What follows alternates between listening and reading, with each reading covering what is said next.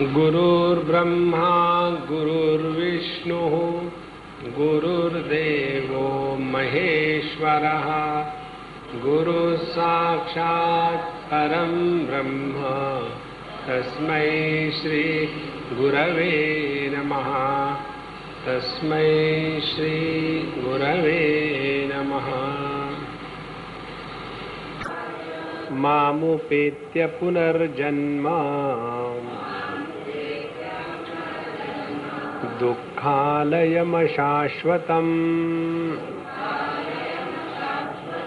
नाप्नुवन्ति महात्मानः संसिद्धिं परमां गताः। आब्रह्मभुवनाल्लोकाः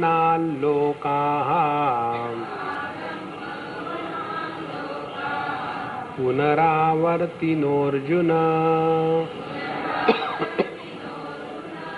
मामुपेत्य तु कौन्तेय पुनर्जन्म न विद्यते।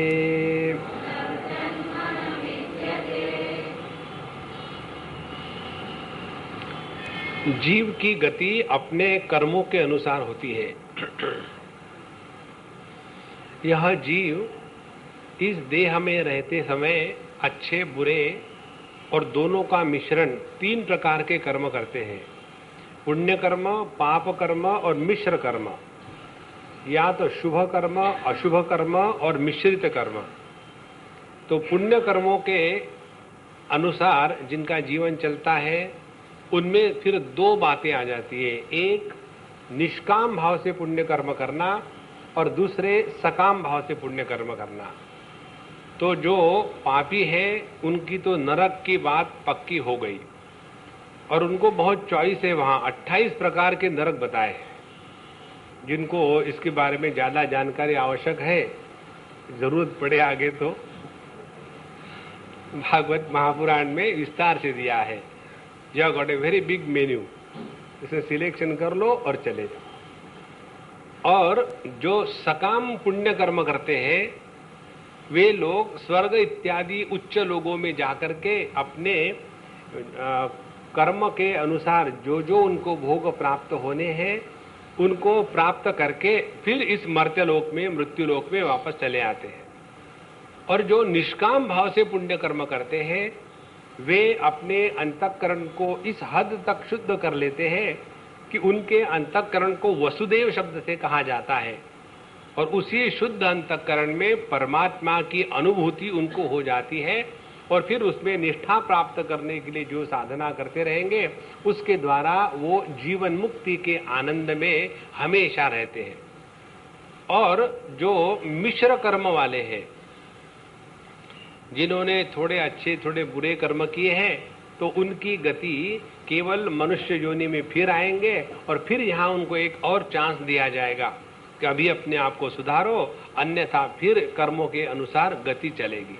इस प्रकार से जीव की ये 3 गतियां हैं।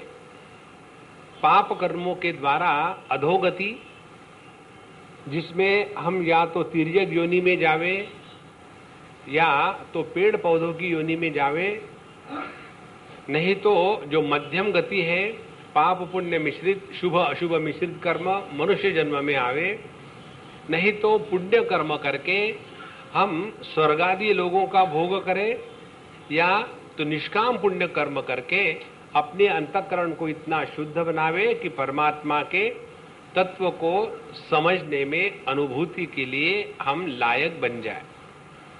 ये गतियां इसलिए बताई है शास्त्रों में, इसको ध्यान से सुनना, कि हमको अंतिम स्थिति अपने स्वरूप में फिट होना है। इसमें 3-4 प्रकार की बातें शास्त्र बताते हैं। जो लोग योगाभ्यास करते हैं, जैसे यहाँ बताया है कि सर्वद्वाराणि संयम्य मनोरुद्धि निरुद्ध च मूर्ध्याधायात्मना प्राणम आस्थितो योगधारणाम ओमित्येकाक्षरम ब्रह्म व्याहरन् मां मनुस्मरम जब प्रजाति त्यजन देहम स याति परमाम गतिम। यह जो योगाभ्यास के द्वारा जो हम अपनी साधना करते हैं उसमें सगुण निराकार परमात्मा का दर्शन की प्रक्रिया है। उसके बाद दूसरी प्रक्रिया है वेदांत के विचार के अनुसार वह निर्गुण निराकार तत्व की उपासना है, जिसमें हम अपने स्वरूप का अनुसंधान करते हैं। और तीसरी जो सामान्य लोगों के लिए है, हम लोगों के लिए, वो है सगुण साकार परमात्मा की उपासना। जब तक के हम अपने को सगुण साकार स्वीकार करते हैं, तब तक के हमारे लिए भगवान के सगुण साकार की उपासना सहज है और संभव है। कई बार ये बात हम लोग समझ नहीं पाते, डायरेक्टली कल्पना करेंगे कि अब मैं मेडिटेशन कर रहा हूँ और फिर सत्यम ज्ञानम अनंतम ब्रह्म जो वेद निहितम गुहायाम, और होता जाता कुछ नहीं। एक सज्जन हमको मिलने आए थे आज, उन्होंने हमको कहा, स्वामी जी मैं कई दिनों से सालों से मेडिटेशन कर रहा हूँ लेकिन मेरी प्रगति नहीं हो रही। तो हमने कहा दिल्ली चले जाओ, वहां प्रगति मैदान है, मैदान में प्रगति करो। तो बोले स्वामी जी आप ऐसे हमारे मजाक मत उड़ाइए, कुछ बताइए। हमने कहा हमको बता, आप क्या जानते हो, परमात्मा के बारे में क्या जानते हो, जगत के बारे में क्या जानते हो, जीव के बारे में क्या जानते हो, और अपना जो व्यक्तित्व है उसमें पुरुष का कौन सा भाग है, प्रकृति का कौन सा भाग है, इसके बारे में क्या क्या जानते हो। बोले ये तो मैं पहली बार सुन रहा हूं। तो हमने कहा महात्मा जी फिर मेडिटेशन करते माने क्या करते हो। बोले वो भी मुझे मालूम नहीं। तो हमने कहा मुझे मालूम है क्या, तुम सोते हो। बोले हाँ मुझे भी कभी कभी ऐसे ही लगता है। अब देखो यह जो आध्यात्मिक साधना करने के लिए सबसे पहले आवश्यकता ये है, जैसे हम अपने को स्वीकार करते हैं वैसे परमात्मा की कल्पना करना हमारे लिए संभव है। ये जो ज़ेन फिलॉसफी है ताओ की वगैरह, उसमें एक कहानी में बताया था कि जीव अपने रूप के अनुसार भगवान के रूप की कल्पना करता है। यदि भैंसों का सत्संग कहीं चल रहा होगा, पता नहीं चलता भी होगा, अपने को क्या मालूम है। तो एक भैंसानंद बैठे हुए हैं और बाकी सब भैंस बैठी हुई है और सत्संग चल रहा है। उनकी अपनी अपनी भाषा है, अपने को नहीं समझ में आती। तो वो परमात्मा की कल्पना कैसे करती होगी। नॉर्मली भैंसें काली होती है तो परमात्मा सफेद है, और भैंसों के वो जो सिंग होते ऐसे घुंघराले होते हैं, परमात्मा के सिंग ओनिडा के जैसे सीधे होते। तो जैसा हमारा मन अपने आप को सगुण साकार के रूप में स्वीकार करता है, उसी प्रकार से परमात्मा की सगुण साकार उपासना करना बहुत सरल है। तो ये तीन बातें इस अध्याय में मूल रूप से बताई है। अब हम आ रहे हैं ये 16वें श्लोक में। 15वें तक हमने ये देख लिया है कि जो परमात्मा को प्राप्त हो जाता है शुद्ध अंतःकरण करके, उसको फिर पुनर्जन्म नहीं होता। पुनर्जन्म की दो बातें हमने सीखी। पहली बात यह है कि स्थूल देह के साथ तादात्म्य करके अनेक देह के साथ तादात्म्य करके हम अनेक जन्म लेंगे योनियों में जाकर के। एक तो ये अर्थ है पुनर्जन्म का। दूसरा अर्थ है जो हम अपने मन की भिन्न वृत्तियों के साथ हमेशा तादात्म्य करके कभी सुखी कभी दुखी, कभी दुखी कभी सुखी, ऐसा जो अनंत चक्र चल रहा है उसको भी पुनर्जन्म ही करते हैं। यहां तक हमने कल देखा। अब अगले श्लोक में 16वें श्लोक में भगवान बता रहे हैं कि जब हम इस देह का त्याग करके हमने योग्य प्रकार की साधना करी है। योग्य प्रकार की कौन सी साधना है? हमने निष्काम पुण्य कर्म की साधना करी है। निष्काम पुण्य कर्म करने से अंतःकरण शुद्ध हो जाता है और उस अंतःकरण में शुद्धि के कारण तत्व की जिज्ञासा हो जाती है। लेकिन जब तक कि ये स्थिति प्राप्त होगी तब तक के हमारा ये जो देह इत्यादि है अब ये नष्ट होने के लिए तैयार हो गया। और फिर ऐसा जीव इस देह का त्याग करने के बाद ब्रह्मलोक में चला जाता है। और ब्रह्मलोक में ले जाने के बाद उसके इस निष्काम पुण्य कर्म के कारण उसको वहां वीसा एंट्री मिल जाती है और फिर ब्रह्मा जी के साथ वहां नित्य सत्संग चलता रहेगा। और उसके बाद ब्रह्मा जी का जब इस संपूर्ण सृष्टि को लय करा करके परमात्मा में वो मिल जाएंगे, उस समय ये जीव भी ब्रह्मा जी के साथ मुक्त हो जाता है। इसको कहते हैं क्रम मुक्ति। अब यहां भगवान बताते हैं आ ब्रह्म भुवना लोकाहा पुनरावर्तिनो अर्जुन। जो बहुत सूक्ष्म बात है, ध्यान से सुनना। हमारा यह जो जीव भाव है, इस जीव भाव से हमको ऊपर उठना है। जब तक के जीव भाव बना हुआ है, चाहे हम ब्रह्मलोक में जावे, चाहे विष्णुलोक में जावे, चाहे साकेत में जावे, चाहे भिन्न भिन्न अपने इष्ट देवताओं के लोक में जावे, ये सभी के सभी पुनरावर्तिनहा वहां जाकर के या तो हमारे इष्ट देवता के इच्छा के अनुसार या तो हमारे पुण्य क्षय होने के कारण फिर हमको इस मृत्यु लोक में वापस आना पड़ता है। इसीलिए केवल परमात्मा को छोड़ करके बाकी किसी भी सापेक्षिक अनुभूति के क्षेत्र में जावे तो वहां से हमको द्वैत में फिर आकर के और फिर वही पुनरपि जननम पुनरपि मरणम बना रहेगा। इसीलिए आ ब्रह्म भुवना लोकाहा पुनरावर्तिनो अर्जुन। लेकिन तू माम उपेत्य पुनर्जन्म न विद्यते। लेकिन जो मुझे प्राप्त हो जाता है उसके लिए फिर पुनर्जन्म नहीं है। माने क्या कि जब तक के हम अपने स्वरूप को नहीं पहचानते, माने जब तक के हम अद्वैत निष्ठा में स्थिति प्राप्त नहीं कर लेते, तब तक के हमारे जीवन में सापेक्षता का जीवन बना रहेगा। और सापेक्षता के जीवन को ही कहते हैं संसार।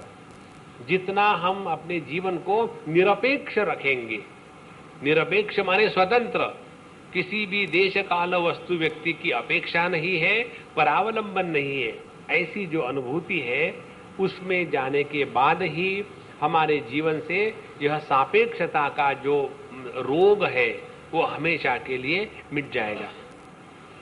अब ये बताने के लिए कि हम किस प्रकार से सापेक्षता में फंसे रहते हैं और सापेक्षता का अर्थ कहाँ तक है, ये बताने के लिए अब 17वें श्लोक में ब्रह्मा जी का जो जगत है, जिसमें जाकर के हम लोग सोचेंगे कि ठीक है यहाँ नहीं हुआ तो ब्रह्मा जी के जाकर के वहाँ रियलाइज हो जाएंगे, तो वो बात गलत है। ये बताने के लिए अब 17वें श्लोक में कहते हैं सहस्र युग पर्यंतम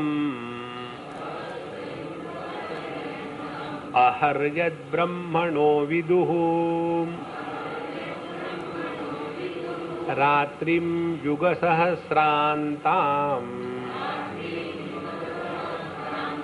तेहो रात्रविदो जनाः।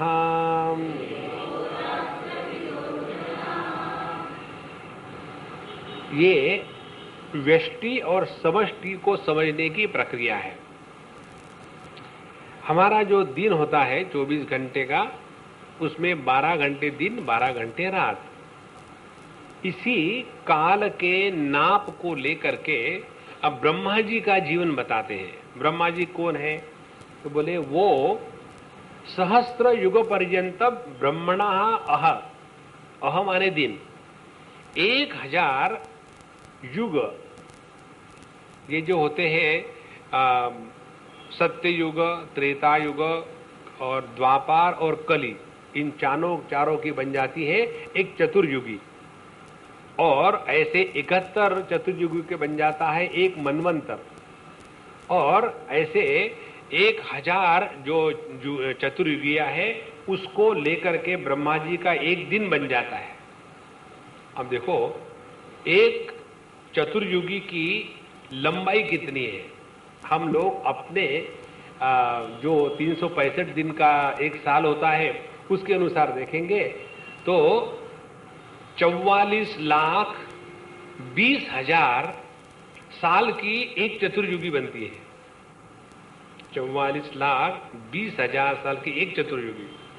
ऐसे 1000 युगों को लेकर के ब्रह्मा जी का एक दिन बनता है, और उतने ही 1000 युग बन करके ब्रह्मा जी की एक रात बनती है। ऐसा दिन रात का गणित हो गया, और ऐसे 365 दिन का उनका एक साल हो गया, और ऐसे वो 100 साल तक जिंदा रहते हैं। तो जब ये कथा आती है, बलराम जी ने जिनके साथ शादी करी थी, उनकी इच्छा थी कि मैं उन्हीं के साथ शादी करूंगी, ब्रह्मा जी के पास चली गई। तब तक कि इतना समय बदल गया, तो उस समय उनकी ऊंचाई लंबी थी, बहुत ऊंची, और बलराम जी छोटे थे उनके सामने। फिर उन्होंने अपना जो हल था उससे करके उनकी हाइट ठीक कर ली थी। तो यह काल का नाम ब्रह्मलोक का है। अब देखो, हम अपने बुद्धि से 15 मिनट, आधे घंटे, सत्संग वाले 1.5 घंटे, फिर 15 दिन, 1 महीना, 10 साल, 25 साल, 100 साल, थोड़ा थोड़ा कंसेप्ट मन में आता है। 100 साल माने क्या, 50 साल माने क्या, फिर 500 साल। देवरहा बाबा 700 साल जिंदा रहे थे। 700 साल उन्होंने क्या किया इतने साल?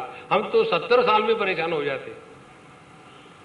1000 साल, 5000 साल, उसके बाद लाख, 1 करोड़ साल शब्द रह जाते हैं। बुद्धि में इतना समय का कंसेप्ट डेवलप ही नहीं होता। और कितने साल ब्रह्मा जी का जीवन है, और ऐसे ब्रह्मा जी के जीवन में भी क्या लगा हुआ है? तो कहते हैं 18वें श्लोक में, अव्यक्ताद्व्यक्तयः सर्वाः प्रभवन्त्यः रागमे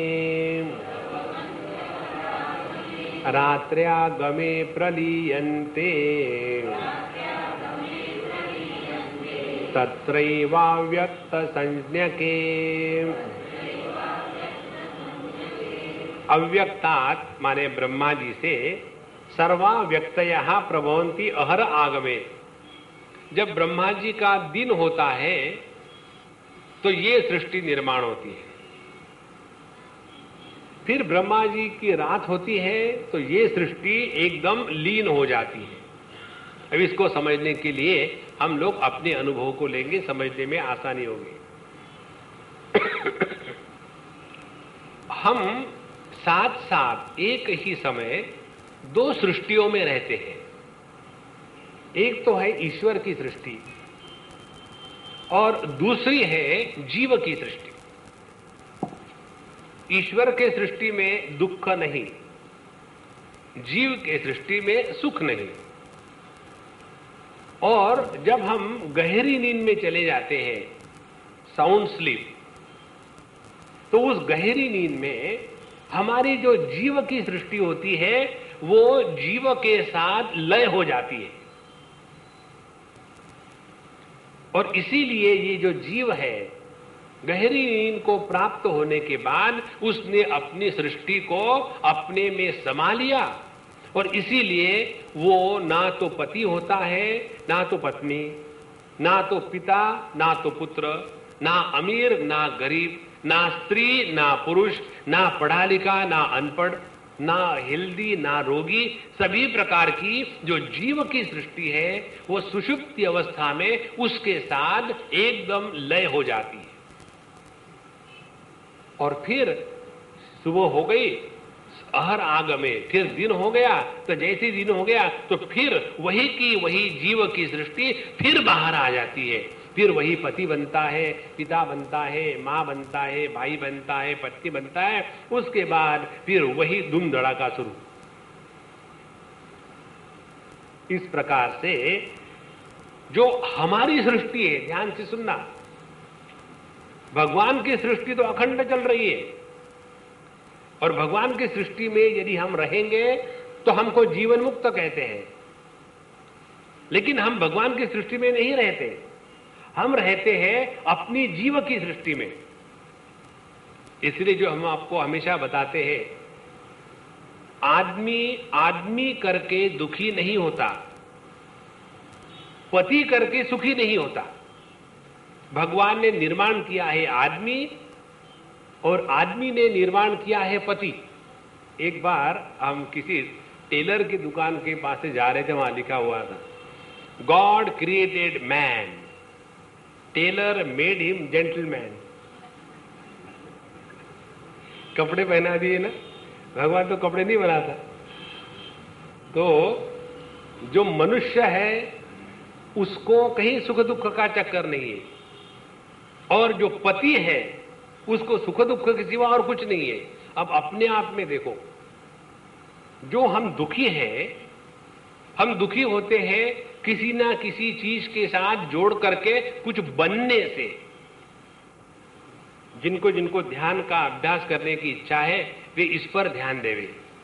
जब आप ध्यान के लिए बैठते हो और मन में बड़े विचार आते हैं, उस समय देखो आपके विचार जो आ रहे हैं वो किसी बनावटी व्यक्तित्व में से आए हुए हैं। यदि मैं ध्यान करने के पहले पति बन गया तो मेडिटेशन किसका होगा? पत्नी का। यदि मैं ध्यान करने के पहले पिता बन गया तो ध्यान करते समय जो मेडिटेशन होगा वो पुत्र का होगा। इसीलिए ब्रह्म मुहूर्त में जो ध्यानाभ्यास की प्रक्रिया बताते हैं, रात भर जब हम गहरी नींद में रहते हैं तब कुछ नहीं बनते, उस समय केवल होते हैं। और गहरी नींद से बाहर आ गए, उसके बाद बिना कुछ बने यदि आप ध्यानाभ्यास शुरू करो तो ध्यानाभ्यास में बहुत प्रगति हो जाती है। बहुत प्रगति हो जाती है माने क्या?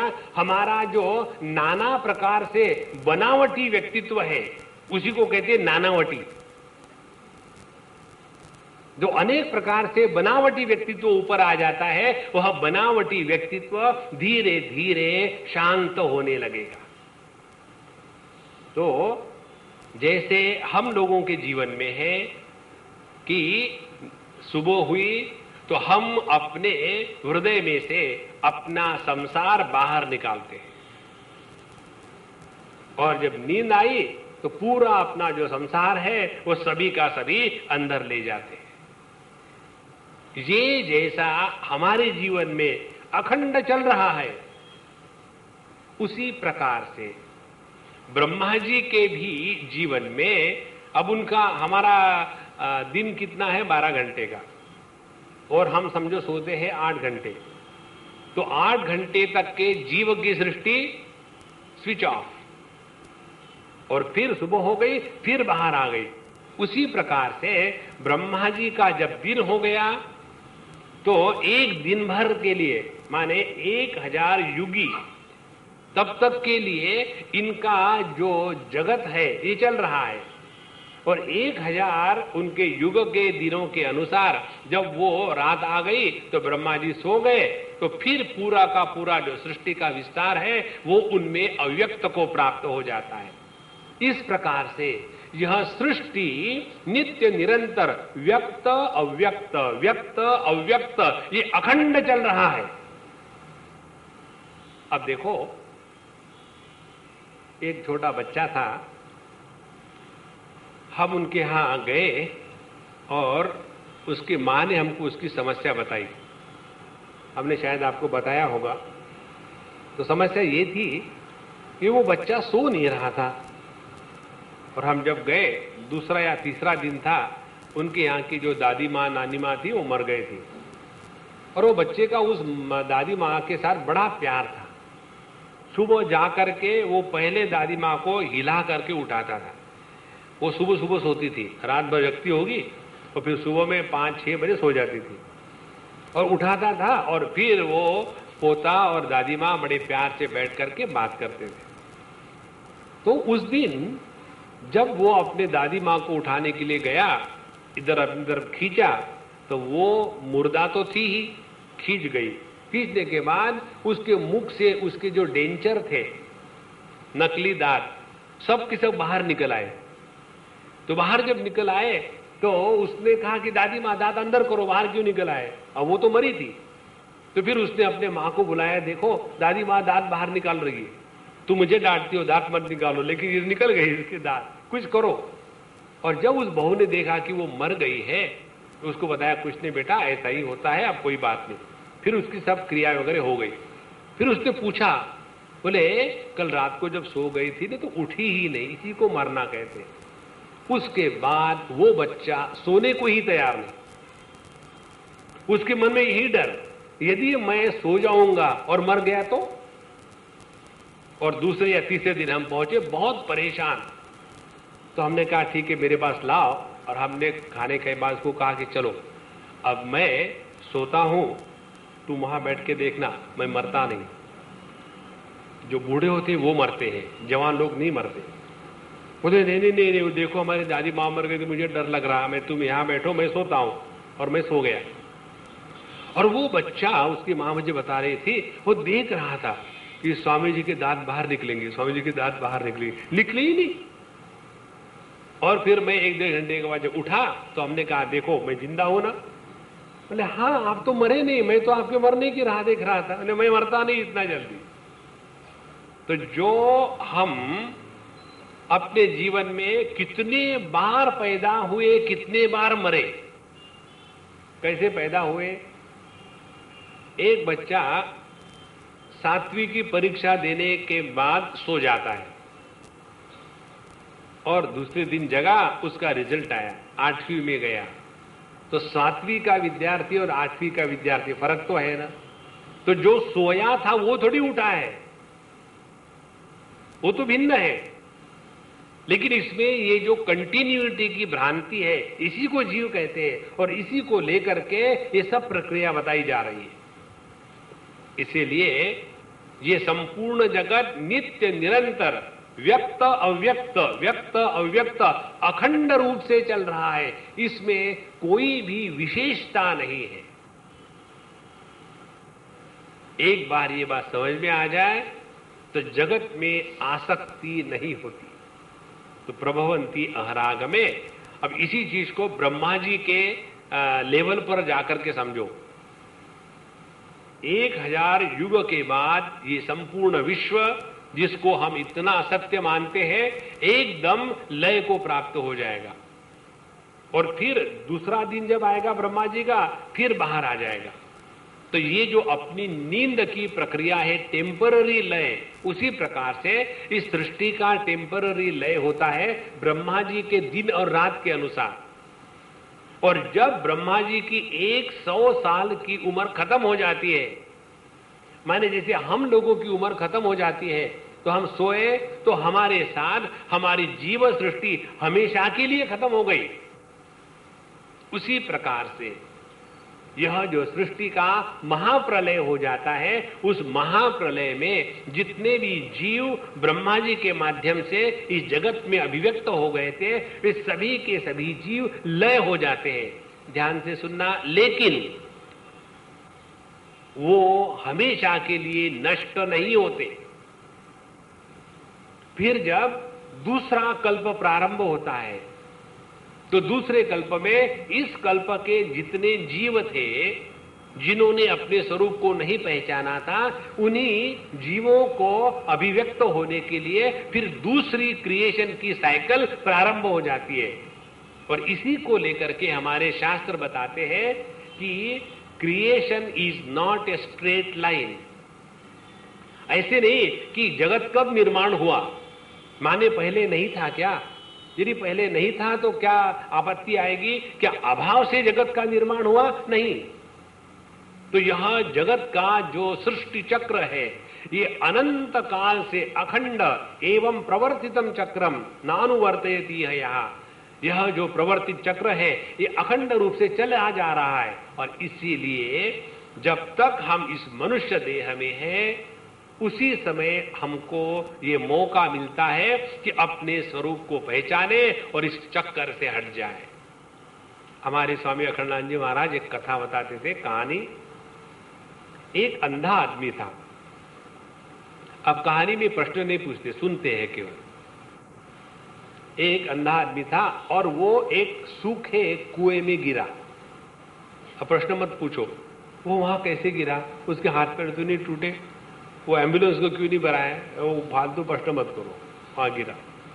और उस कुएं में से निकलने के लिए एक दरवाजा था। पहले जमाने के जो कुएं थे ना, उसमें नीचे पौड़ियों से उतर सकते थे, सिर्फ एक दरवाजा था और उसके हाथ में डंडा, और उसको आंखें नहीं होने के कारण एक ही दरवाजे से निकलना है। और वो जो कुआं था उसकी जो परिधि थी वो 84 लाख किलोमीटर थी और उसको घूमना है वहां से। और जो निकला, अब उसके बाएं हाथ से दीवार है कुएं की, दाहिने हाथ में उसका ये जो डंडा है पकड़ने का। अब वो चल रहा है, जहां दरवाजा आएगा वहां से ऊपर निकल जाएंगे।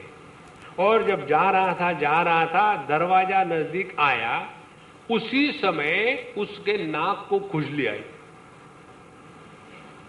और चलता गया। उतने में दरवाजा निकल गया और फिर उसका चक्कर चालू। उसी प्रकार से ये 84 लाख योनियों में ये मनुष्य का जन्म जो है ये दरवाजे के जैसा है। लेकिन यहां भी आकर के हम अपने नाक को खुजलाने लगे तो हमने ये मनुष्य जन्म में आकर के इस 84 लाख योनि के चक्कर से निकलने का जो दरवाजा था उसको हमने खो दिया है। देखो कितनी सुंदर बात है। इसीलिए ये सभी प्रसंग को बताने का मुख्य कारण यही है कि इस सृष्टि में फंसने की कोई आवश्यकता नहीं। भगवान कहते चौथे अध्याय में, बहूनि मे व्यतीतानि जन्मानि तव चार्जुन तान्यहम वेद सर्वाणि न त्वं वेत्थ परंतप। आज तक हम लोगों ने कितने जन्म लिए हैं और हर जन्म में वही किया है, आहार निद्रा भय मैथुनम च, और वही चला जा रहा है। जीवन में कुछ और सत्य है या नहीं? जब तक कि हम प्रकृति के गुलाम बन करके रहते हैं तब तक के मुक्ति की कल्पना ही नहीं करनी चाहिए। इसीलिए हम अपने अंतःकरण को इतना शुद्ध बनावे कि किसी भी प्रकार से द्वैत के अनुभूति में विक्षेप का निर्माण न होवे। ध्यान से सुनना, कल हमने आपको द्वैत की अनुभूति बताई थी। हम अपने तर्जनी को अपने अंगूठे से खुजला रहे हैं क्योंकि इसको खुजले आई, तो उसमें ये तर्जनी हो गई खुजलाई गई और अंगूठा हो गया खुजलाने वाला। लेकिन इस द्वैत के अनुभूति में कहीं विक्षेप नहीं है, क्योंकि द्वैत का अनुभव है लेकिन दूसरे पने की भावना नहीं है। इसी प्रकार से इस जगत में रहते समय, द्वैत में रहते समय ऐसा अपना जीवन हो कि जिसके द्वारा अपने अंतःकरण पर किसी भी प्रकार के संस्कारों का निर्माण न होवे। यदि हमारी जीवन की प्रक्रिया ऐसी रही कि जिसके द्वारा अपने अंतःकरण पर कोई भी संस्कार निर्माण नहीं होते, तो द्वैत में रह करके अद्वैत की अनुभूति एकदम सॉलिड उपलब्ध है। हमारे संत ज्ञानेश्वर महाराज के शब्दों में कहे तो वो कहते थे, यदि अद्वैत का कैपिटल लगाने के बाद द्वैत का डिविडेंड मिले तो क्या नुकसान है? देखो, इस जगत का त्याग नहीं करना है, जगत में ऐसे रहे कि किसी भी प्रकार के संस्कार अपने अंतःकरण पर निर्माण न होवे। ऐसी जो प्रक्रिया है वो बताने के लिए इस जगत का रूप बताया जा रहा है। तो आज तक कितने बार जन्म लिए, कितने बार मरे, कितने बार शादियां किए, कितने बार डाइवोर्स किए, कितने बार बच्चे हुए, कितने बार बच्चे नहीं हुए। जिनको बच्चे हुए वो भी परेशान, नहीं हुए वो भी परेशान। ये दुनिया ऐसी ही है, इसमें ज्यादा इंटरेस्ट लेने का कोई मतलब ही नहीं। अपने मन को स्वरूप की तरफ मोड़ने के लिए यह ब्रह्मलोक का प्रसंग भगवत गीता में आया है। तो अव्यक्ताद् व्यक्तयः सर्वा प्रभवन्ति अहरागमे रात्र्यागमे प्रलीयन्ते तत्र एव अव्यक्त संज्ञके। तो यह ब्रह्मा जी से जगत निर्माण हुआ और फिर ब्रह्मा जी में वापस गया। जैसे हमारा जो जीव सृष्टि का जीवन है, जगत है, वो हम में ही वापस जाता है, हमसे ही बाहर आता है और ये अखंड चल रहा है। इस प्रकार से 19वां श्लोक, भूतग्रामस्य एवायम् भूत्वा भूत्वा प्रलीयते रात्र्यागमे वश पार्थ प्रभवत्यहरागमे। एवं इस प्रकार से अयम भूतग्रामः, ये जो भूतों का गांव है, हम सब लोग भूतग्रामवासी हैं। भूतग्राम माने भूत का अर्थ है जो बने हैं। जैसे यह आकाश, फिर वायु, अग्नि, जल, पृथ्वी, ये भूत है, पंचमहाभूत। और उन्हीं में से थोड़ा थोड़ा सामान लेकर के हमारा देह बना है। और इसमें भी आकर के परमात्मा जीवभूतः, वो भी जीव बन गया है। और जीव बनने के बाद इस जीव ने भी अपने को परमात्मा की सृष्टि में नहीं रखा, फिर वहां उसने अपनी और सृष्टि बना ली। इस प्रकार से यह संपूर्ण विश्व, इसको कहते हैं भूतग्राम। एवं भूत्वा भूत्वा प्रलीयते, कितने बार ये जगत का निर्माण हुआ और कितने बार इसका लय हो गया है। और रात्र्यागमे वश पार्थ प्रभवन्ति अहरागमे, तो रात्र आ गई, रात आ गई, तो ये सब जगत अव्यक्त को चला गया, दिन आया, फिर बाहर आ गया। अब इसी को लेकर के हम इसके बारे में कब तक विचार करेंगे? देखो ध्यान से सुनना। आज हम लोग भागवत कथा में अजामिल का चरित्र सुन रहे थे और उसमें एक बहुत बढ़िया बात बताई सुखदेव महाराज ने। कहते हैं वो कि ये अजामिल अपने भोगों में इतना व्यस्त हो गया कि उसको अपने मृत्यु की कल्पना तक नहीं हो रही थी। और एक दिन जब काफी 88 साल का बूढ़ा हो गया और तब तक के 10 बच्चे पैदा कर लिए और छोटे बच्चे में बहुत जबरदस्त आसक्त होकर के जब उसका मृत्यु का समय आया तो वो अपने बच्चे को बुला रहा था नारायण करके। उसी समय यमदूत आए उसको अपने देह से बाहर निकालने के लिए।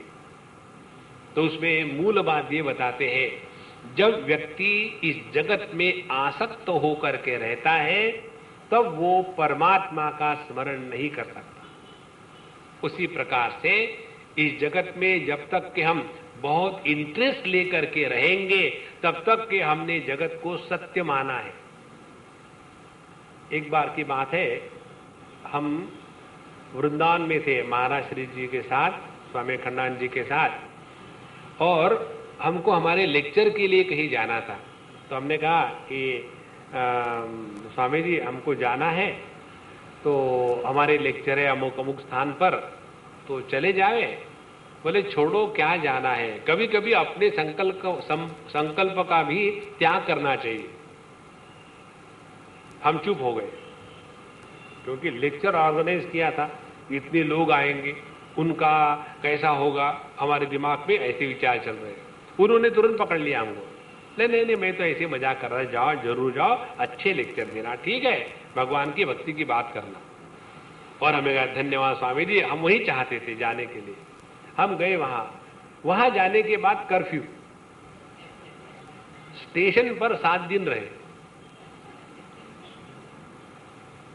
अब उनकी बात मानते तो हम थोड़ी होते। इसी प्रकार से ये जगत ऐसा ही चल रहा है, इसमें इतना सीरियस होकर के ना चले कि कुछ लेकर के यहां जाएंगे, लेकर के आए हैं, कुछ नहीं। ध्यान रखना है अपने स्वरूप की तरफ। 3 बातें समझ लो। एक बात, जगत को लेकर के दुखी होना, इससे बढ़कर के बेवकूफी कोई नहीं। दूसरी बात, जगत को सत्य रूप में स्वीकार करना, इससे बढ़कर के अज्ञान कोई नहीं है। और तीसरी बात, अपने स्वरूप के तरफ ध्यान न दे करके बाकी किसी जगह में ध्यान देना, इससे बड़ी मूर्खता कोई नहीं है। तो हम या तो बेवकूफ बने या मूर्ख बने या अपने आप को बर्बाद करें। इससे बचाने के लिए ये प्रसंग है कि भूतग्रामस्य एवायम भूत्वा भूत्वा प्रलीयते रात्र्यागमे अवशः पार्थ प्रभवति अहरागमे। अब ये इस प्रकार से ब्रह्मा जी का जगत जीवन चल रहा है अखंड। और ये जो सकाम पुण्य कर्म करने वाले लोग इस प्रकार से ब्रह्मलोक में जाएंगे और वहां प्रत्येक बार सृष्टि का निर्माण हुआ तो पैदा हुए, सृष्टि का समापन हुआ तो वापस गए, ऐसा चलता रहेगा। और जब ब्रह्मा जी का लय होगा, माने महाप्रलय होगा, उस समय ये वापस चले जाएंगे पूर्ण रूप से। अब भगवान बताते हैं इतने चक्कर में पड़ने के स्थान पर दूसरा टेक्निक आपको बताते हैं। और ये बताने के लिए अब 20वें श्लोक में कहते हैं, परस्तस्मात्तु भावोऽन्यः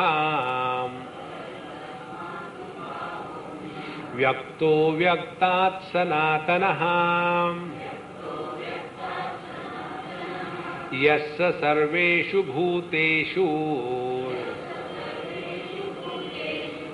नश्यत्सु न विनश्यति। तू, अब ये जो ब्रह्मा जी की स्थिति है जिसमें व्यक्त अव्यक्त व्यक्त अव्यक्त ये अखंड रूप से चल रहा है, उससे बढ़कर के परहा, उससे बढ़कर के श्रेष्ठ दूसरा भाव है, दूसरा अस्तित्व है। तो यह जो सृष्टि का, ब्रह्मा जी की सृष्टि का जो अस्तित्व कैसा है, ये भाव अभाव इन दोनों को प्राप्त होने वाला है। लेकिन इसके परे जो भावात्मक अस्तित्व है वो कभी भी अभाव को प्राप्त नहीं होता।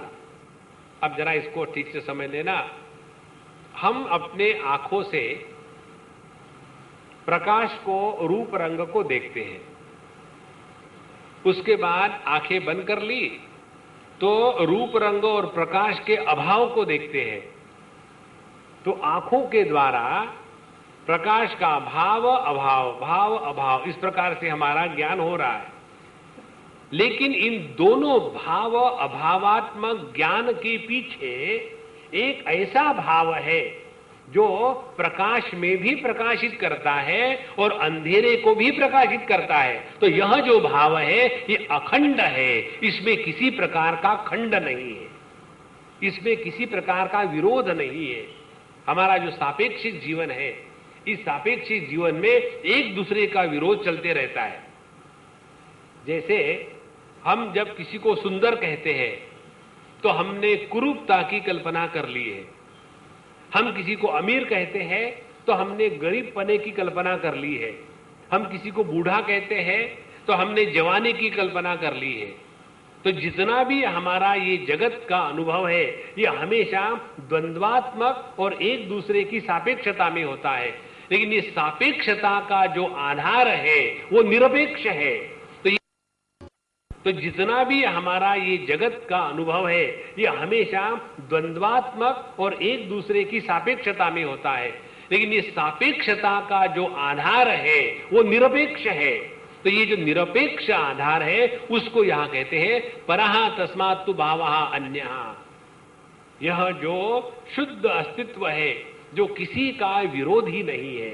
इस जगत में देखेंगे एक दूसरे की विरोधी बने हुए, पति का विरोधी पत्नी, माँ बाप के विरोधी बच्चे और पॉलिटिशियंस के विरोधी वोटर्स, इस प्रकार से संपूर्ण जगत एक दूसरे के विरोध पर चल रहा है। लेकिन सभी विरोधों का जो आधार है वह अन्य भावः और वह सबसे परे है और अव्यक्तात् सनातनः।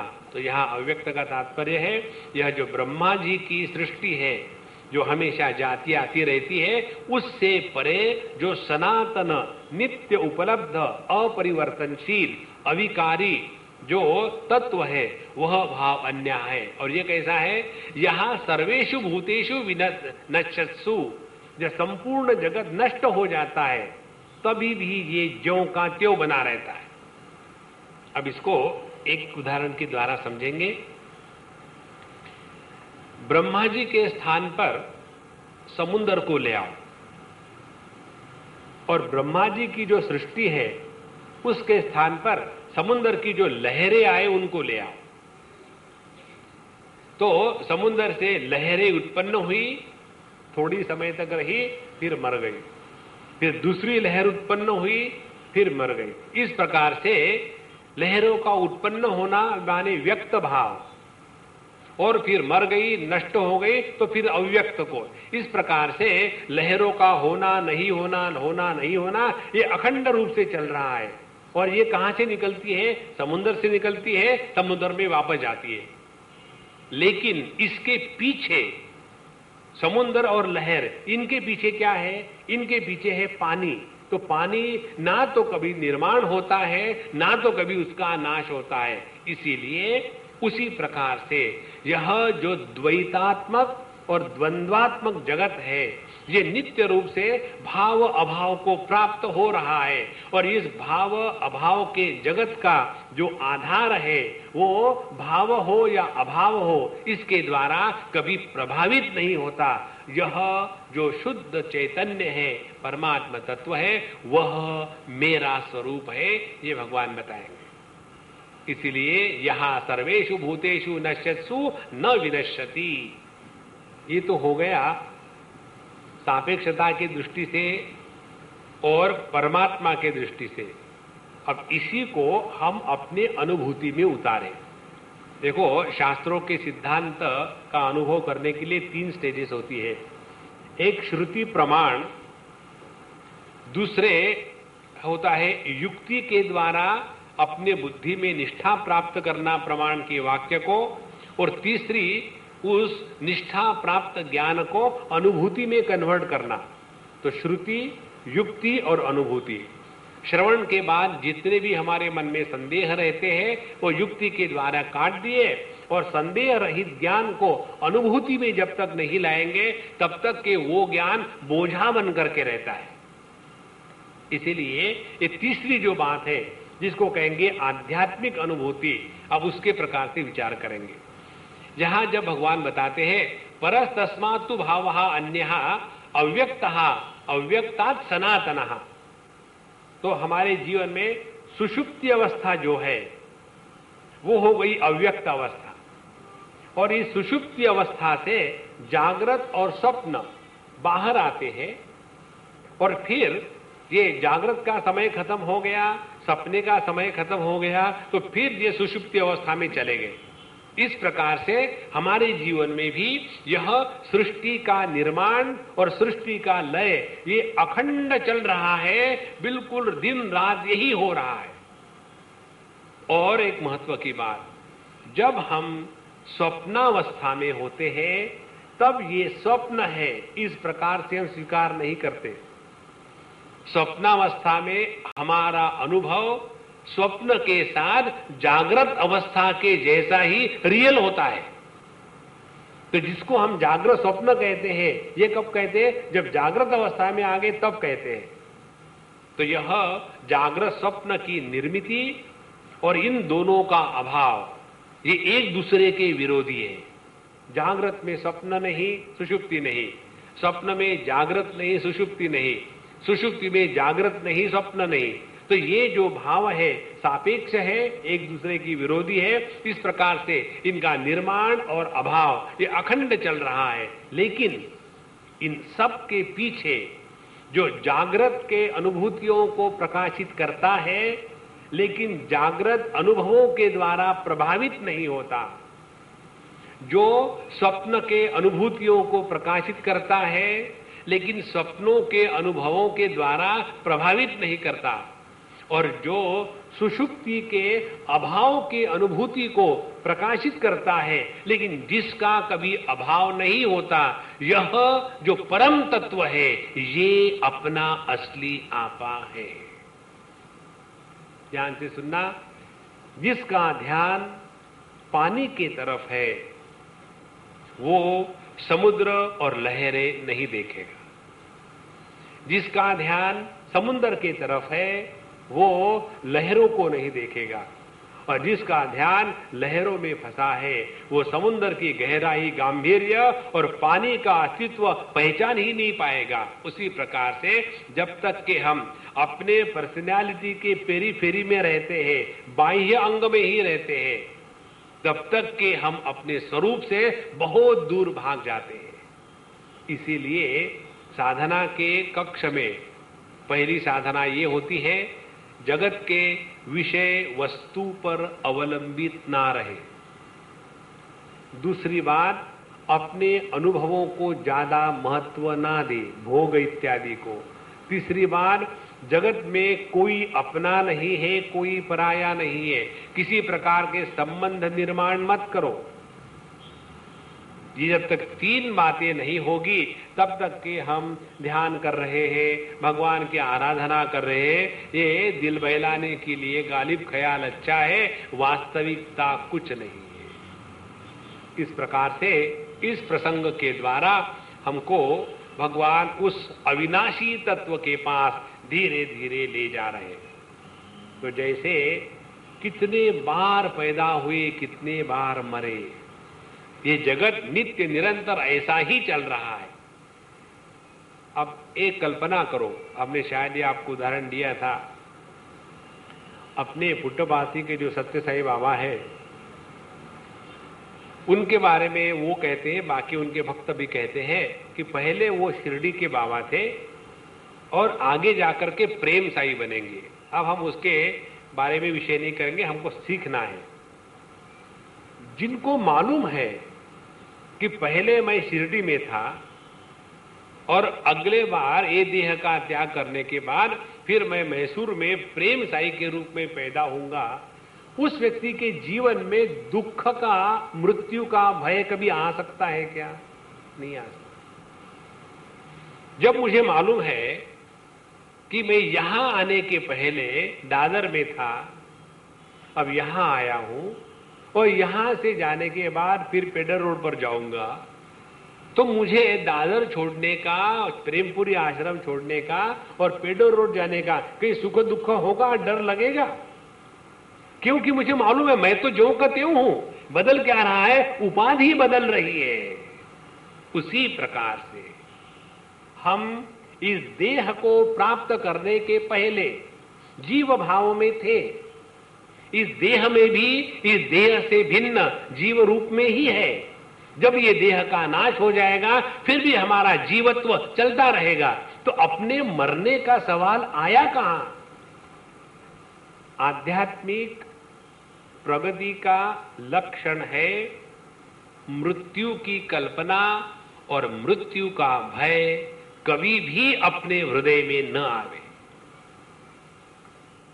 ने तो इतना सारा कर लिया और फिर वही, अब पता नहीं भगवान बुला क्यों नहीं लेता मुझे, तुम्हारा वो नंबर है ना, भगवान भूल गया। कभी भी मृत्यु की कल्पना मत करना। अपने हृदय से सभी इच्छाओं का त्याग करने की हम आपको टेक्निक बताते हैं। केवल 2 इच्छाओं का त्याग कर दो तो सभी इच्छाएं समाप्त हो गई। कौन सी 2 इच्छा है? जिंदा रहने की इच्छा। तो क्या मरे? अभी हमने दूसरी नहीं बताई, सुन तो लो। और मरने की इच्छा।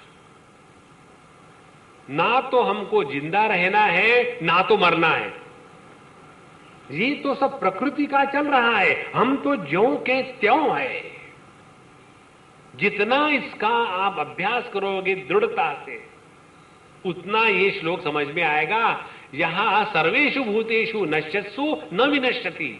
सभी भूत मात्र नष्ट होने के बाद भी जिसका कभी नाश नहीं होता वह तत्व मैं हूं। इस प्रकार से आध्यात्मिक रूप से जब हम इन मंत्रों को अपने साधना में लाएंगे तब जाकर के चिंतन हो रहा है, नहीं तो चिंता हो रही है।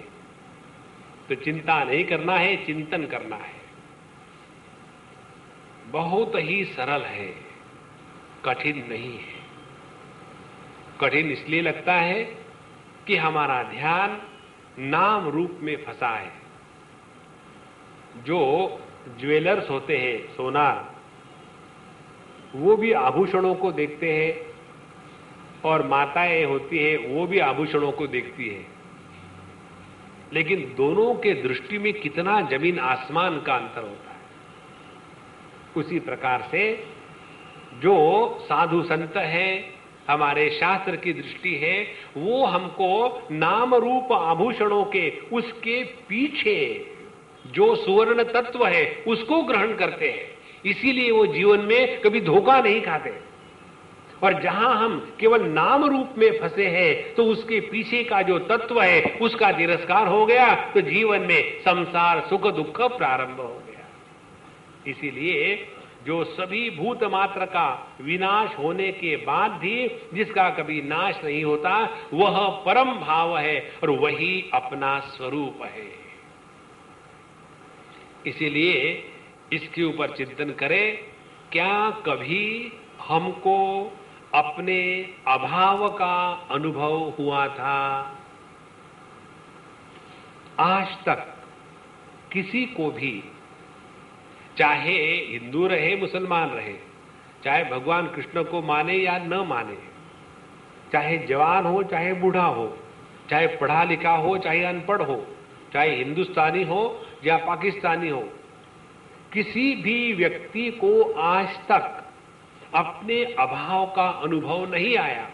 और फिर भी हम अपने मृत्यु माने अभाव की कल्पना ही तो कर रहे हैं।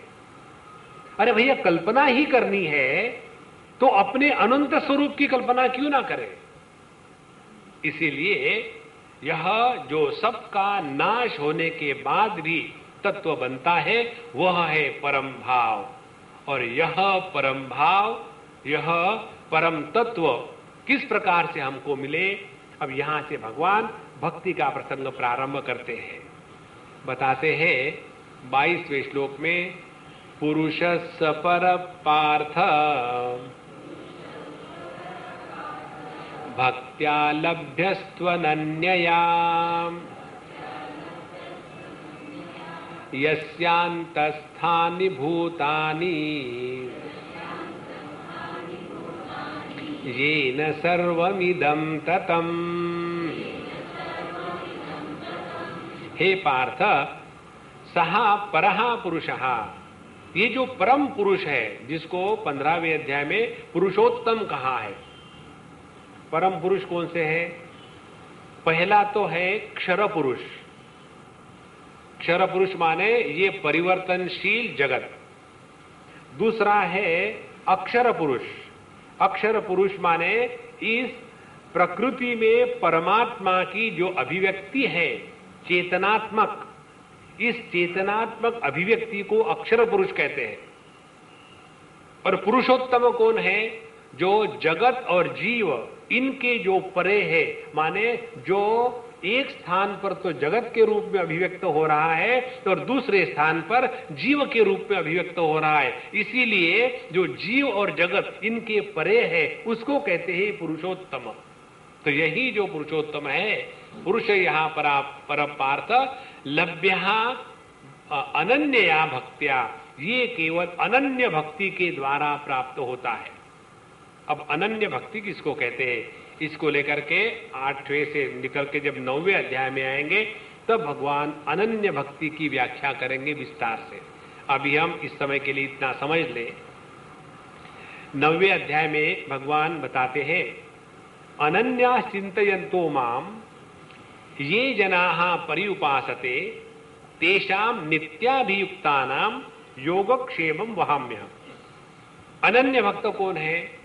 अनन्य भक्त वो है कि जिसने अपने अंतःकरण में परमात्मा को छोड़ करके जो अन्य है उसका हमेशा के लिए तिरस्कार कर दिया। परमात्मा को छोड़ करके अन्य क्या है? प्रकृति। तो जो व्यक्ति इस जगत में रहते समय प्रकृति के विकृति के द्वारा प्रभावित नहीं होता, वही भगवान का अनन्य भक्त है। तो जो भगवान का अनन्य भक्त होगा वो जगत के बारे में कंप्लेन नहीं करेगा, वो अपने देह मन बुद्धि इसके विकारों के बारे में कंप्लेन नहीं करेगा। उसके जीवन में डिप्रेशन, सप्रेशन, ऑपरेशन किसी प्रकार का क्षण कभी नहीं होगा। क्यों? कि उसका ध्यान नित्य निरंतर परमात्मा में लगा हुआ है। ऐसा जो अनन्य भक्ति वाला पुरुष है। इस अनन्य का दूसरा तात्पर्य इस प्रकार से है, हम परमात्मा को किस प्रकार से स्वीकार करते हैं। जब तक हम अपने उपाधि के गुलाम रहते हैं तब तक के परमात्मा को हम उपाधि के ही सापेक्षता में समझ लेते हैं। जैसे हम हैं अल्पशक्तिमान, तो भगवान की कल्पना कैसी करेंगे? वो तो सर्वशक्तिमान है। हम हैं अल्पज्ञ, तो भगवान की कल्पना कैसी करेंगे? वो है सर्वज्ञ। हम हैं एकदेशी, तो भगवान कैसे है? सर्वव्यापी। हम केवल इसी देह में व्याप्त है, तो भगवान क्या हो गए? सभी देह में व्याप्त है। इस प्रकार से उपाधि को लेकर के जब हम भगवान की कल्पना करते हैं, भगवान को समझने का प्रयत्न करते हैं, तो हमने उपाधि के भेद के कारण भगवान को अपने से अन्य के रूप में स्वीकार किया है। और अनन्य कौन होगा? अनन्य की परिभाषा नारद भक्ति सूत्र में आती है। अनन्य कौन है? जिसने अपने जीवन के सभी आश्रय त्याग दिए हैं, वह है अनन्य। अन्याश्रयाणाम त्यागः अनन्यता, नारद भक्ति सूत्र का सूत्र है। अन्य आश्रय, हम लोग अपने जीवन को चलाने में अनेक आश्रय लेते हैं। एक तो आश्रय लेते हैं पैसे का, दूसरा हमारी जितनी बिरादरी है, अपने रिश्ते वाले हैं, मित्र हैं, इन लोगों का। तीसरा आश्रय हम लेते हैं अपनी साधना का। हमने तो भगवान के नाम की इतनी माला फिराई है कि मालाओं के मणि घिस घिस के खत्म हो जाते हैं, फिर नई माला लानी पड़ती। इतना ही नहीं, मालाएं घिसाते घिसाते उंगलियां घिस गई। आजकल जो लेटेस्ट भगवान के भक्त है ना, उनमें हमने ये टेक्निक देखा है। बड़ा सुंदर टेक्निक है, हम टीका टिप्पणी नहीं करते, जिसको कहते हैं टैली काउंटर। हाथ में वो एक स्टेनलेस स्टील का बना होता है, उसमें 1000 तक आप गिनती कर सकते हैं। जैसे हेड काउंट करते हैं ना एरोप्लेन में एयर होस्टेस लोग, तो देखते हैं cut cut cut cut cut cut पूरा कितना लोग गए, हाँ इतना, ताकि उनको गिनती नहीं करनी पड़ती। उसी प्रकार से भगवान का नाम लेते समय हाथ में वो होगी कट कट। मुझे पहले मालूम नहीं था, तो कट कट कट कट आ रहा था, मैं एक प्लेन से कहीं जा रहा था, तो हमारे साथ बगल वाले बैठे और कट कट करते ना कि भाई आपको कुछ आवाज आ रही है कि यहाँ? बोले किस चीज की? कुछ गड़बड़ जरूरी है। बोले नहीं, हर 2 क्षण के बाद आवाज आती है कट कट कट। क्या है? कहीं चक्के में तो पत्थर नहीं आ गया? तो बोले स्वामी जी ये मेरा टेली काउंटर है, इससे मैं भगवान का नाम लेता हूं कट कट कट कट। चाहे आप कितना भी भगवान का नाम ले, चाहे आप कुछ भी करें, यदि भगवान को अपने से दूर ढकेलोगे तो भगवान हमसे कभी नहीं मिलेंगे। भगवान का दर्शन करना है पहले अपने हृदय में सगुण साकार के रूप, उसके बाद जब भगवान के सगुण साकार में निष्ठा हो गई, फिर भगवान के सगुण साकार का जो आधार है उसको आत्मरूप से पहचानना है। ये सब बातें भागवत महापुराण में आती है। कपिल गीता में कपिल जी देवहूति जी को इस प्रसंग को बहुत विस्तार से बताते हैं। इसीलिए अनन्य भक्त वो हो गया जिसने सभी प्रकार के आश्रयों का त्याग कर दिया है और केवल मदाश्रयः, भगवान ही हमारे जीवन का सर्वश्रेष्ठ आश्रय है। ऐसा जो मेरा अनन्य भक्त है। तीसरा इसका अर्थ होगा अनन्य माने जिसने अपने हृदय से भगवान मेरे से भिन्न है इस दुर्भावना का त्याग कर दिया है, वह मेरा अनन्य भक्त है। एक हमको आंध्र प्रदेश के संत मिले थे, गृहस्थ थे, उनकी बीवी और 2 बच्चे थे और उनको आंध्र की भाषा की सिवा दूसरी भाषा नहीं आती थी। 1-2 हिंदी शब्द, 1-2 अंग्रेजी, बोलते थे, लेकिन क्या बोलते समझ में नहीं आता था लोगों को। हमको मिलने के लिए आए थे एक बार, और वो जा रहे थे जर्मनी, उनके भगत उनको ले जा रहे थे, और वो हमसे बात कर रहे थे। उन्होंने एक बात बहुत अच्छी बताई। बोले, स्वामी जी मैंने मालूम है कैसी साधना करी। हमने कहा बताओ भैया कैसी साधना करी। बोले, मैंने ये कभी नहीं विचार किया कि मैं भगवान की भक्ति कर रहा हूं। बोले, मैं साईं बाबा का भगत हूं, शिरडी के साईं बाबा का, तो मैं यही हमेशा भावना करता रहा सालों तक। शादी होने के पहले से, बीच में माँ बाप ने शादी कर ली, बच्चे हो गए, लेकिन मेरा अभ्यास जारी रहा। कौन सा? कि मैं ये हमेशा भावना करता था कि मैं शिरडी का साईं बाबा हूं, और ये जो संसार कर रहा है, ये जो शादी कर रहा है, ये जो पत्नी से झगड़ा कर रहा है, ये बच्चों को पढ़ा रहा है, ये यहाँ का संसारी है, मुझे उससे क्या लेना है। देखो, इस प्रकार से, जिस प्रकार से साईं बाबा मुझे देखेंगे, उस प्रकार से मैं अपने को देख रहा था। धीरे धीरे बोले करते करते करते करते एक दिन ऐसा कुछ क्लिक हो गया, उसके बाद पूरे जगत के अनुभव ही बदल गए। तो हमको परमात्मा के साथ एक हो करके अपनी साधना करनी है। यदि हम परमात्मा के साथ एक होने का नाटक भी करेंगे, हम लोग अभी भी तो नाटक ही तो कर रहे हैं। पति पत्नी का एक दूसरे से प्रेम है, नाटक नंबर 1। उसके बाद बच्चों का माँ बाप से प्रेम है, नाटक नंबर 2। उसके बाद ऑफिसर सबऑर्डिनेट इनका एक दूसरे से प्रेम है, नाटक नंबर 3। अब कितने नाटक कर रहे हैं? इतने कर रहे हैं कि पूरा एक स्टेट निर्माण कर दिया, कर नाटक, और कुछ नहीं है। तो यदि हम नाटक ही कर रहे हैं तो ये नाटक क्यों ना करें कि मैं सच्चिदानंद परब्रह्म परमात्मा इस सृष्टि को देख रहा हूं। भगवान को ये सृष्टि जैसी दिखती है वैसी जब हमको दिखने लगेगी तो हमने भगवान की अनन्य भक्ति की है। भगवान इस सृष्टि को देख करके दुखी नहीं होता। यदि हम इस जगत पे रह करके दुखी नहीं हुए तो हमने भगवान जैसी सृष्टि को देख रहा है, उसी प्रकार से देख रहे, इसको कहेंगे अनन्य भक्ति। बहुत सरल है, कठिन नहीं है।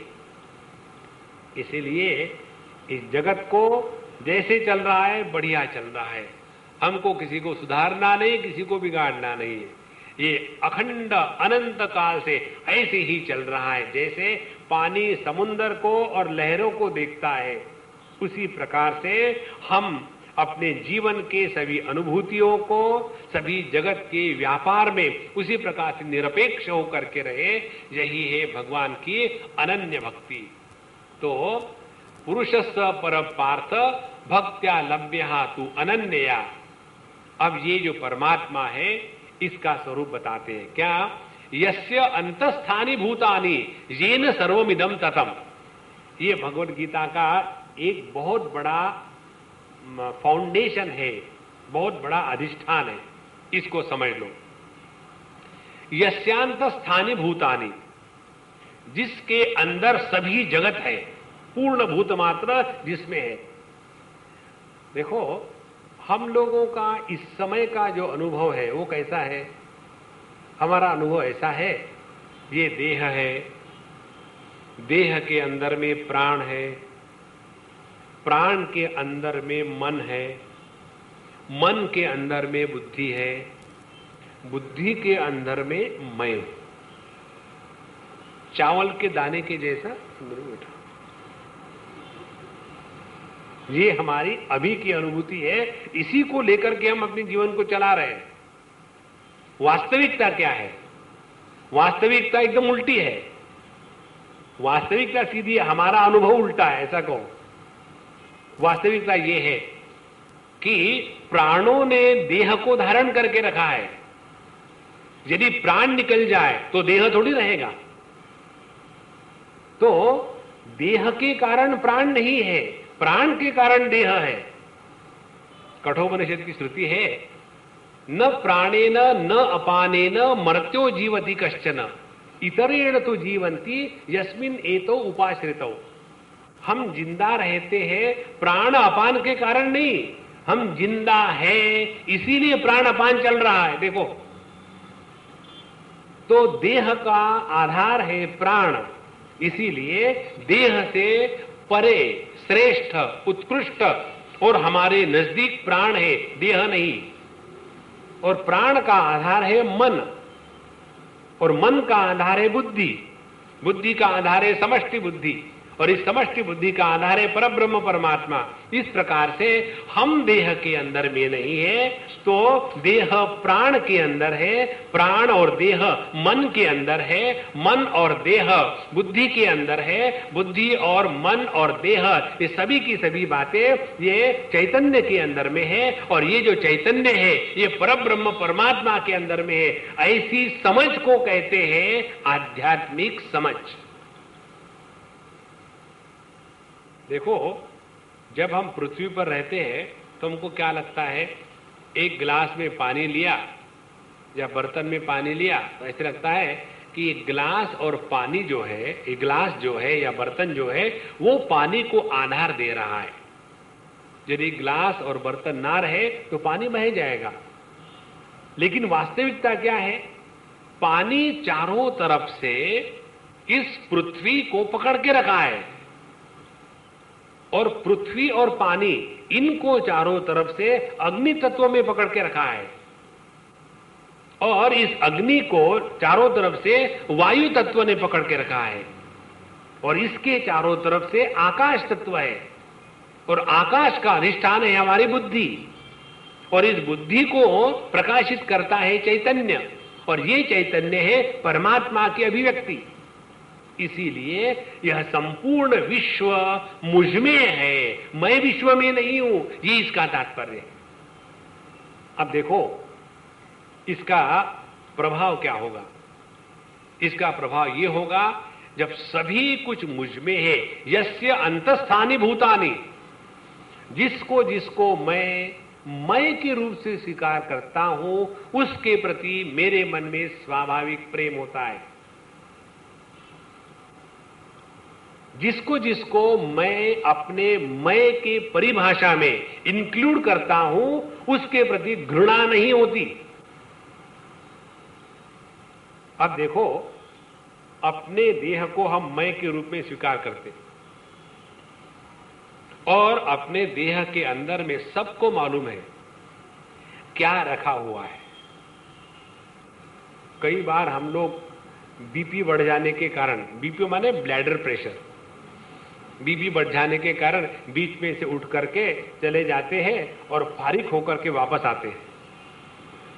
तो जब यहां बैठे हुए हैं सबको मालूम है अंदर में पेशाब और टट्टी भरी हुई है अपने अपने, तो इसके बारे में कितना भी चिंतन करो कि मेरे देह के ये नीचे का जो पेट का भाग है इसमें गोबर भरा है और पेशाब भरी है, कितना भी चिंतन करो आपके मन में घृणा निर्माण नहीं होगी।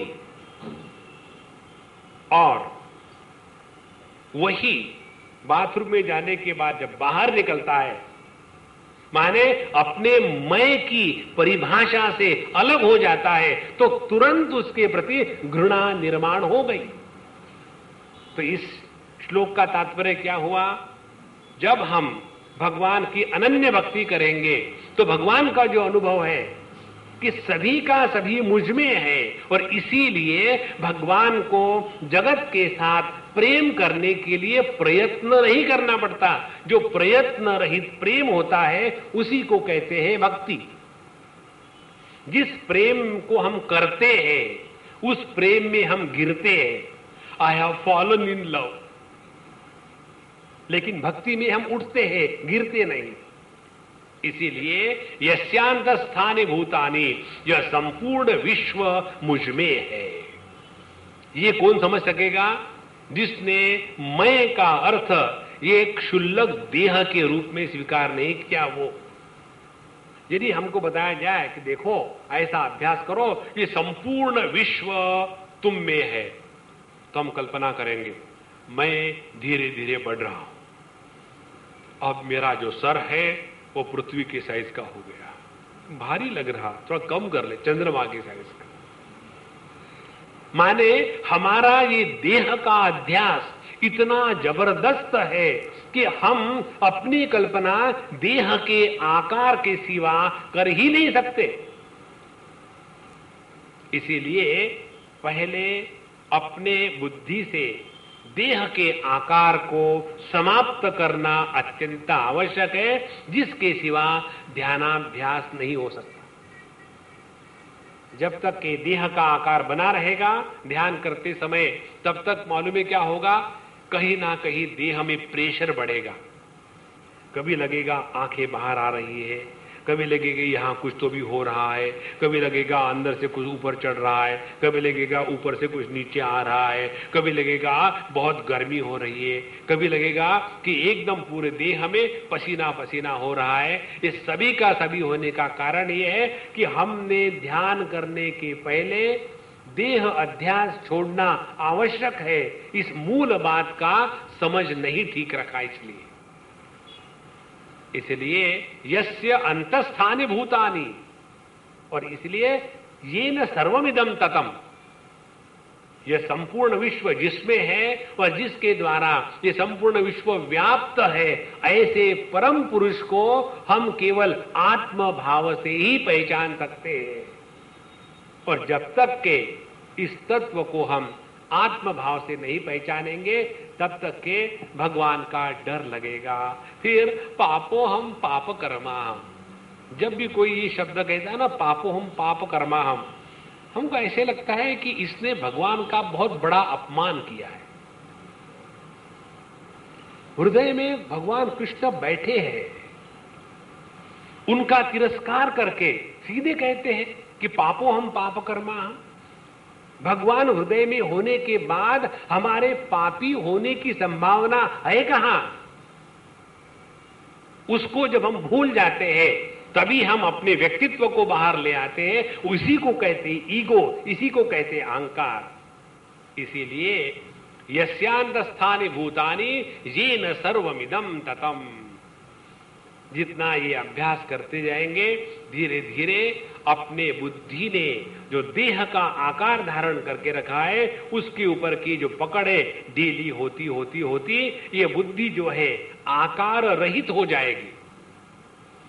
जिस बुद्धि ने सभी आकार का त्याग कर दिया है उसी बुद्धि को महत्त्व कहते हैं। जिस बुद्धि ने आकार विशेष को धारण कर लिया है उसी बुद्धि को जीव कहते हैं।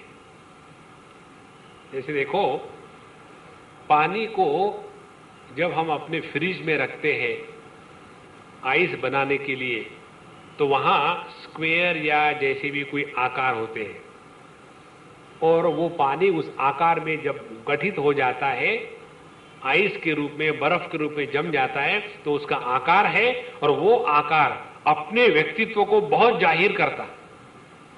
एक ग्लास में 10-12 आइस क्यूब्स रखो तो कैसे रहेंगे?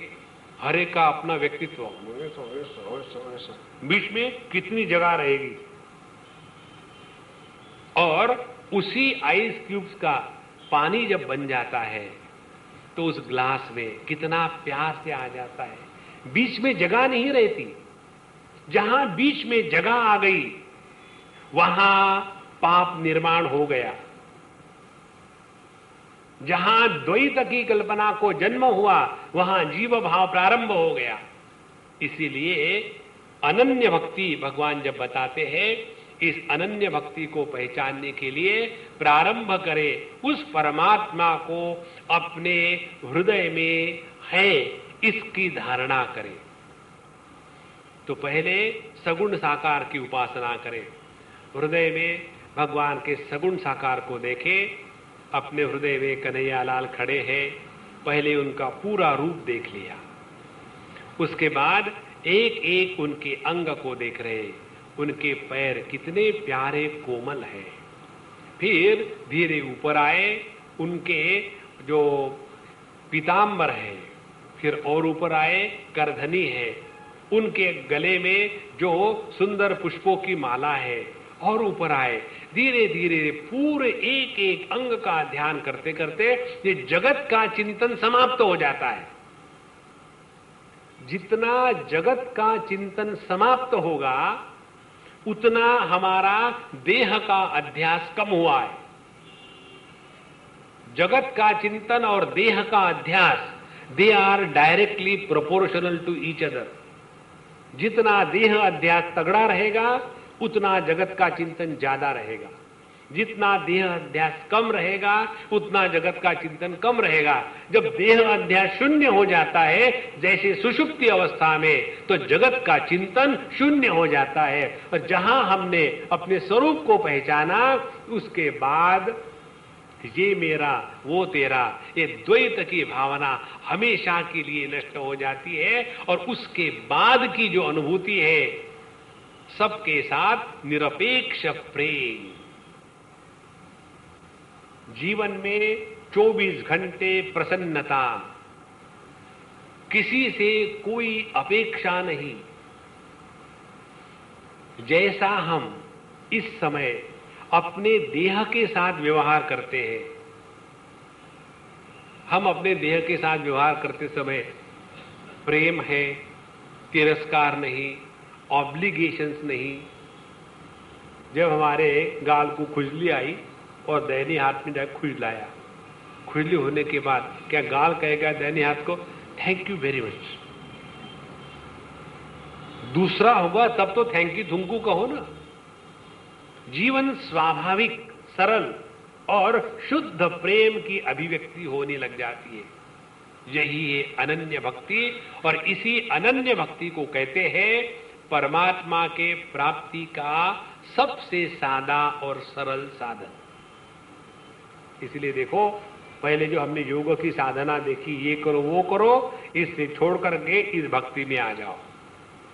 भक्ति में आने का या प्रारंभ करने का तरीका कैसा है? सबसे पहली बात प्रसन्न रहो। दूसरी बात किसी को सुधारने का प्रयत्न मत करो। तीसरी बात जो जैसा है उसको वैसा ही प्रेम से स्वीकार करो। यदि हमने इमली को खट्टी है इसीलिए अच्छा कहा तो इमली के कारण दुखी नहीं होंगे। यदि हमने मिर्ची को तीखी है इसीलिए अच्छा कहा तो मिर्ची के कारण दुखी नहीं होंगे। यदि हमने बंबई को ट्रैफिक जाम होता है इसीलिए अच्छा कहा तो बंबई के कारण दुखी नहीं होंगे। यदि हमने अपने पति को गुस्सा करता है इसीलिए मुझे अच्छे लगते हैं ऐसा कहो तो कभी दुखी नहीं होंगे। जिसका जो धर्म है उसके धर्म का तिरस्कार करने का हम प्रयत्न ना करें। देखो, हृदय में प्रेम जागृत हो जाता है। जितना हृदय में प्रेम जागृत होगा उतना हृदय शांत रहेगा। और उस शांत हृदय में परमात्मा की जो अभिव्यक्ति है उसी को कहते हैं जीवन मुक्ति। जो अनुभव मीराबाई का था, जो अनुभव तुलसीदास जी का था, वही अनुभव हमारा होगा, इसमें कोई संशय मत रखना। ओम पूर्णमदः पूर्णमिदं पूर्णात् पूर्णमुदच्यते पूर्णस्य पूर्णमादाय पूर्णमेवावशिष्यते। ओम शांति शांति शांति। हरि ओम। श्री गुरुभ्यो नमः। हरि ओम।